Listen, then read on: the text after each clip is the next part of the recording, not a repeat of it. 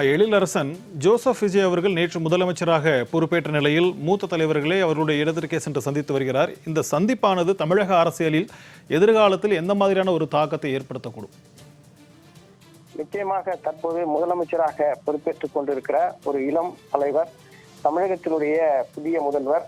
இதுவரை திராவிட இயக்கங்களே தமிழ்நாட்டை மாறி மாறி ஆட்சி செய்து கொண்டிருந்த நேரத்துல இப்போது 56 ஆண்டுகளுக்கு பிறகு அதிமுக திமுக என்ற கட்சிக்கு மாற்றாக தமிழக மண்ணுல தாவேகா என்ற ஒரு மாபெரும் இயக்கத்தை கட்டி அமைத்து சந்தித்த முதல் தேர்தலிலேயே முதலமைச்சராக வெற்றி பெற்று, அதாவது அதிக இளைஞர்கள் மற்றும் மக்கள் செல்வாக்குடன் அவர் வெற்றி பெற்றிருக்கிறார் என்பதை இந்த தேர்தல் முடிவுகள் காட்டுகிறது. தனிப்பெரும் கட்சியாக தாவேகா உருவானதனுடைய அடிப்படையில் தான் திமுகவினுடைய கூட்டணி கட்சிகளுடைய ஆதரவோடு அவர் இந்த சட்டமன்றத்துல முதலமைச்சராக தன்னை நிர்மாணித்துக் கொண்டிருக்கிறார். இந்த நிலைமையில நீங்க கேட்டது மிக முக்கியமான கேள்வி. ஏனென்றால் விஜய் அவர்கள் இதுவரை தமிழக அரசியல் கலாச்சாரத்துல பண்பாட்டில் இல்லாத அளவிற்கு முதல் முறையாக தமிழக அரசியலை வழிநடத்தி சென்ற இத்தனை ஆண்டு காலமாக தமிழக அரசியலை வழிநடத்திய, தமிழக மக்களுக்கு அரசியல் பாடம் புகட்டிய அந்த தலைவர்களை எல்லாம் நேரடியாக சென்று அவர்களுடைய இல்லத்திற்கே போய் சந்திக்கிறார். அதில் மிக முக்கியமானவர் வைகோ அவர்கள். தமிழக உரிமைக்காக மண்ணுக்காக போராடக்கூடிய போர் வீரர், போர் அரசியல் தலைவராக அவர் இருக்கிறார். இந்த நிலைமையில போர்க்குணம் கொண்ட அந்த தலைவரை அவரது இல்லத்திற்கே சென்று வைகோ முதலமைச்சர் விஜய் அவர்கள் சந்தித்திருப்பது முக்கிய அரசியல் பண்பாடாக பார்க்கப்படுகிற அதே நேரத்துல இது எதிர்கால சந்ததிக்கு ஒரு மிக முக்கியமான பாடமாகவும் அமைகிறது. வாழுகிற மக்களுக்கு வாழ்ந்தவர்கள் பாடமடி என்று சொல்வது போல எதிர்கால தலைமுறைகள் தமிழக அரசினுடைய பக்கங்களை புரட்டி பார்க்கும்போது, பின்னோக்கி புரட்டி பார்க்கும் பொழுது தமிழக அரசியல் கட்சி தலைவர்கள் எப்படி இருந்திருக்கிறார்கள். ஒரு முதலமைச்சர் தான் வெற்றி பெற்றவுடன் அவர் அந்த அரசு இயந்திரத்தை நகர்த்துவது, தன்னுடைய ஆட்சியை நிலைநாட்டிக் கொள்வது என்பதில் மட்டும் கவனம் செலுத்தாமல் தமிழக அரசுக்கென்று ஒரு பாரம்பரியம் இருக்கிறது. தேர்தலில் வெற்றியோ தோல்வியோ, ஆனால் எதிர்த்தரப்பில் இருந்தவர்களும் நமது சகோதரர்கள் தான் என்ற உணர்வோடு அவர்களை கூட போய் சந்திக்கிற பாங்கு தமிழக அரசியலில் இருந்திருக்கிறது.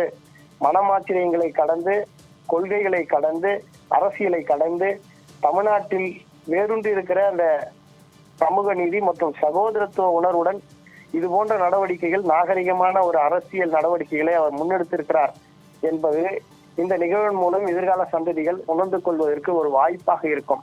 இனி தமிழ்நாட்டுல எவ்வளவு பெரிய கொள்கை வேறுபாடுகளும் கருத்து வேறுபாடுகளும் தேர்தல் பிரச்சாரத்துல, தேர்தல் காலத்துல நேரெதிராக மோதி கொண்டாலும் கூட அந்த தேர்தல் நிகழ்வுகளுக்கு பிறகு, தேர்தல் முடிவுக்கு பிறகு இது போல நேரெதிர் துருவங்களாக இருந்த தலைவர்கள் நேரடியாக ஒருவரோடு ஒருவர் சந்தித்து ஆற தழுவி நாம் அனைவரும் ஒன்று சேர்ந்து இந்த தமிழகத்தை முன்னெடுத்து செல்ல வேண்டும். நமது இலக்கு அனைத்துமே இந்த தமிழ்நாட்டை முற்போக்கு பாதைக்கு கொண்டு செல்வதுதான், தமிழ்நாட்டுடைய வளர்ச்சிக்கு வித்திடுவதுதான். எனவே அனைத்து தலைவர்களும் சேர்ந்து தமிழ்நாட்டினுடைய உரிமைகளை பாதுகாக்க, தமிழகத்திற்கிற சமூக நீதி கொள்கைகளை கடைபிடிக்க, அதை முன்னெடுத்து செல்ல அனைவரும் ஒன்று சேர்ந்து நாம் குரல் கொடுக்க வேண்டும் என்ற சகோதரத்துவ உணர்வோடு அரசியல் கட்சி தலைவர்கள் ஒன்றிணைந்து இது போல சந்தித்துக் கொள்வது மிக முக்கியமான அரசியல் நகர்வாக, தமிழ்நாட்டிற்கு அரசியல் பண்பாடாக, புதிய கலாச்சாரமாக இப்போது நடந்து கொண்டிருக்கிற இந்த காட்சிகள் நமக்கு காட்டுகிறது.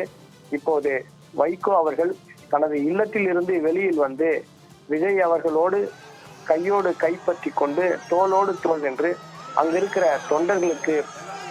தொண்டர்களை பார்த்து உற்சாகமாக கையசைக்கிற அந்த காட்சிகளை நம்மால் காண முடிகிறது. கடந்த ஒரு வார காலமாக தேர்தல் முடிவு வெளிவந்து யார் ஆட்சி அமைக்க போகிறார்கள், எந்தெந்த கட்சி விஜய் அவர்களுக்கு ஆதரவு தரப்போகிறது, திமுகவில் கூட்டணி கட்சியாக இருப்பவர்கள் தாவேகாவிற்கு ஆதரவு தருவார்களா தரமாட்டார்களா, அப்படி தராமல் போனால் தமிழகத்துல குடியரசுத் தலைவர் ஆட்சி வந்துவிடுமா என்று எல்லாம் ஒரு பதற்றமான, ஒரு நெருக்கடியான ஒரு மனநிலையில் தமிழக மக்கள் இருந்தார்கள். அது போன்ற ஒரு நிலைமை இப்போது மாறி, இப்போது தமிழக அரசியல் களத்துல ஒரு மென்மையான போக்கு, ஒரு சுமூகமான ஒரு மனநிலை இப்போது உருவாகி இருப்பதை இது போன்ற காட்சிகளின் மூலமாக நம்மால் காண முடிகிறது. அதாவது திமுகவில் கூட்டணி வைத்து தேர்தலை சந்தித்த கட்சிகளான காங்கிரஸ், கம்யூனிஸ்ட், விடுதலை சிறுத்தைகள் எல்லாம் கூட தாவேகா தலைவர் விஜய்க்கு ஆதரவு வழங்கும் போது என்ன சொன்னாங்கன்னா, இப்போது நாங்கள் தாவேகாவுக்கு ஆதரவு தருவதற்கான முக்கிய காரணம் என்னன்னா, தமிழக மக்கள் தாவேகாவை வாக்களித்து தனிப்பெரும் கட்சியாக உருவாக்கி விட்டார்கள். இந்த நிலைமையில தமிழக அரசினுடைய மக்களுடைய அந்த உணர்வுகளை புரிந்து கொண்டுதான் நாங்கள் அவர்களுக்கு ஆதரவு வழங்குகிறோம். அவர்களுக்கு நாங்கள் ஆதரவு வழங்காத பட்சத்துல தாவேகாவால் ஆட்சி அமைக்க முடியாமல் போகலாம். அது போன்ற ஒரு சூழல் ஏற்பட்டால் தமிழகத்துல குடியரசுத் தலைவர் ஆட்சி வந்து விடுவதற்கு வாய்ப்பு இருக்கிறது. எனவே தமிழகத்துல குடியரசுத் தலைவர் ஆட்சி வரக்கூடாது. அது போன்ற ஒரு சூழ்நிலை எந்த வகையிலும் ஏற்பட்டு விடக்கூடாது. எனவே ஜனநாயக முறைப்படி மக்கள் தேர்ந்தெடுத்த ஒரு அரசியல் கட்சி ஆட்சி அமைக்க வேண்டும். தமிழகத்துல மக்கள் கொடுத்த தீர்ப்பின் அடிப்படையில தமிழக சட்டமன்றம் இயங்க வேண்டும். எனவேதான் நாங்கள் தாவேகாவுக்கு ஆதரவு தருகிறோம் என்று அந்த தலைவர்கள் எல்லாம் சொல்லி இருந்தார்கள். இந்த நிலைமையில்தான் எத்தனை மாறுபாடான கருத்துக்கள் இருந்தாலும் தமிழ்நாட்டினுடைய உரிமைகள் பறிக்கப்படும் போது தமிழ்நாட்டினுடைய உரிமைகளை நிலைநாட்டுவதற்கு அனைத்து அரசியல் இயக்கங்களும் அனைத்து அரசியல் கட்சிகளும் ஓரணியில் நின்று குரல் கொடுப்போம் என்பதை காட்டும் வகையில்தான் இந்த தேர்தலுக்கு பிறகான ஒரு இறுக்கமான மனநிலையில் இருந்தவர்கள் எல்லாம் கூட இப்போது ஒரு தளர்வான ஒரு மனநிலைக்கு மாறி இருக்கிறார்கள். தேர்தல்ல எதிரெதிர் துருவங்களாக நின்று விமர்சித்தவர்களாம் கூட இப்போது கையோடு கரம் சேர்த்து கொண்டு சகோதரத்துவத்தை இப்போது பறைசாற்றி கொண்டிருக்கிற அந்த காட்சிகளை நாம் திரையில் காண முடிகிறது. வைகோ அவர்கள் விஜய் அவர்களை ஆற தழுவி அவருடைய கரத்தை கைப்பற்றி இப்போது தனது தொண்டர்களுக்கு அவர் கையை உயர்த்தி அவர் கையசைக்கிற அந்த காட்சிகளை நாம் திரையில் காண முடிகிறது. விஜய் முதலமைச்சராக பொறுப்பேற்றுக் கொண்டிருக்கிற விஜய் அவர்கள் ஒரு நல்ல ஒரு அரசியல் நாகரிகத்தை இந்த தமிழக மண்ணில் இப்போது விதைத்திருக்கிறார் என்றே நாம் இந்த சந்திப்பை சொல்ல முடியும். எழிலரசன், அதே மாதிரி சட்டமன்ற தேர்தலுக்கு முன்பாக கூட முன்னாள் முதலமைச்சர் மு.க. ஸ்டாலினை கடுமையாக விமர்சித்து திரு விஜய் அவர்கள் தீவிர பிரச்சாரம் மேற்கொண்டிருந்தார். இந்நிலையில் இன்று நேரடியாக போய் சந்தித்து பேசியிருப்பது இரு கட்சி தொண்டர்களிடையே என்ன மாதிரியான ஒரு உணர்வை ஏற்படுத்தி இருக்கிறது? எதிர்காலத்தில் இது எப்படி பிரதிபலிக்கும்? நிச்சயமாக தேர்தல் களத்துல இரண்டு கட்சி தலைவர்களும் மிக கடுமையாக விமர்சித்துக் கொண்டார்கள். விஜய் அவர்கள் முன்னாள் முதலமைச்சர் ஸ்டாலின் அவர்களை தேர்தல் பிரச்சாரத்தின் போது மிக சில வார்த்தைகளை காயின் செய்து அவர் பேசியிருந்தார். சிஎம் அங்கிள் என்று பயன்படுத்திய வார்த்தை திமுக தொண்டர்கள் மத்தியில கொந்தளிப்பை ஏற்படுத்தியது. ஒரு இளம் அரசியல் கட்சி தலைவராக உருவெடுத்திருப்பவர் ஒரு முதலமைச்சராக இருப்பவரை பார்த்து இப்படித்தான் பேசுவதா? ஒரு இளம் தலைமுறைக்கு இப்படித்தான் அவர் வழிகாட்டுவாரா? இதெல்லாம் ஒரு நாகரிகமான பேச்சா என்றெல்லாம் திமுக தொண்டர்கள் தாவேகாவுக்கு எதிராக, குறிப்பாக அந்த கட்சியினுடைய தலைவருக்கு எதிராக கடுமையான விமர்சனங்களை முன்வைத்தது மட்டுமல்ல, விஜய்க்கு எதிராக மிக மோசமாக அவர்கள் சமூக வலைதளத்துல விமர்சனங்களை கொட்டி தீர்த்து வந்தார்கள். இந்த நிலைமையில தேர்தல் களம் சில முடிவுகளை வழங்கி இருக்கிறது. அதுல மக்களுடைய ஏகோபித்த ஆதரவின் காரணமாக 108 இடங்களை கைப்பற்றி தாவேகா தலைவர் விஜய் தனிப்பெரும் கட்சியாக உருவெடுத்தார். அதற்கு அடுத்த நிலையில திமுகவுடைய கூட்டணி கட்சியினுடைய எண்ணிக்கை இருந்தது. இந்த நிலைமையில தேர்தல் முடிவுகள் திமுகவுக்கு தோல்வியை கொடுத்தது. அந்த கட்சி தொண்டர்கள் மத்தியில மிகப்பெரிய இறுக்கத்தையும் மன வலியையும் ஏற்படுத்தியது. இதன் காரணமாக தாவேகாவின் மீதும் தாவேகா தொண்டர்கள் மீதும் திமுக தொண்டர்கள் அக்கட்சியினுடைய தலைவர்கள் கொதிநிலையில் இருந்தார்கள் என்றே சொல்லலாம்.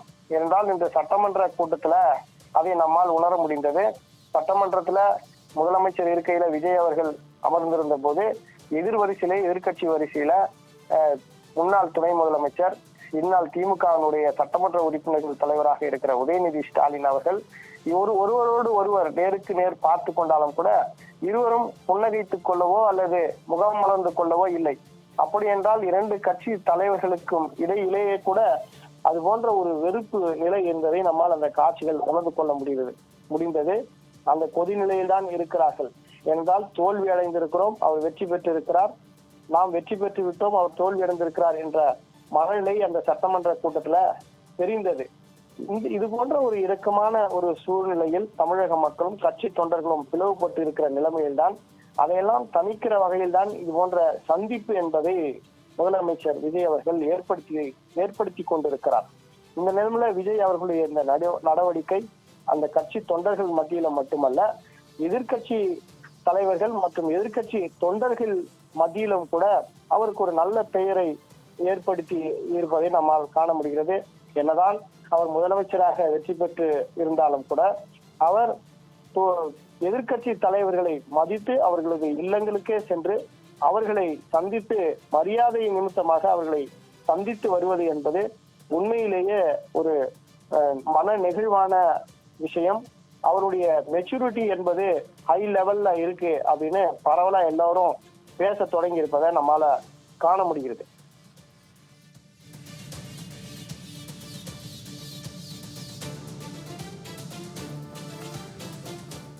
உங்களுடைய விரிவான தகவல்களுக்கு நன்றி எழிலரசன்.